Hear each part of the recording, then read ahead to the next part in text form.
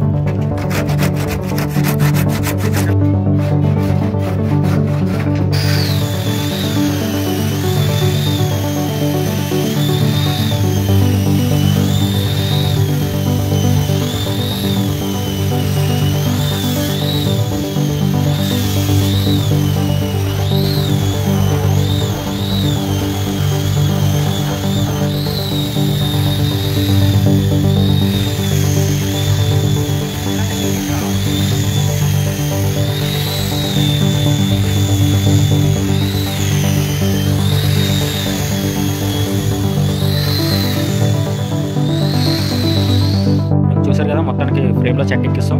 చెక్క ఎక్కించిన తర్వాత ఈ విధంగా ఉంటుంది. మనం డబుల్ బొత్తాన్ని తీసాం. చూసారు కదా, మనకి ఇలా డైరెక్ట్ చుట్టూ కంటిన్యూ అవుతుంది ఈ బొద్దు అనమాట. చూసారు కదా, డబుల్ బొద్దు. మయాన్ని ఇది బొద్దు, ఇది బొద్దు, ఇది పోస్ బొద్దు, ఇది ఎస్ బొద్దు.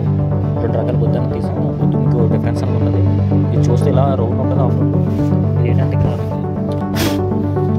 ఈ బొద్దు చూస్తే మీకు చిన్న రౌండ్ తిరుగుతుంది, ఎస్ఐప్ ఉంటుంది అనమాట. ఇక్కడ గుల్లలాగా ఉంటుంది.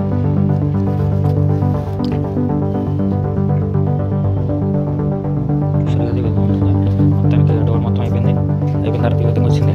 ఈ విధంగా ఫ్రేమ్లో ఎక్కించుకోవాలి. ఈ విధంగా ఫ్రేమ్లో చక్రం అంతా ఎక్కిస్తాం.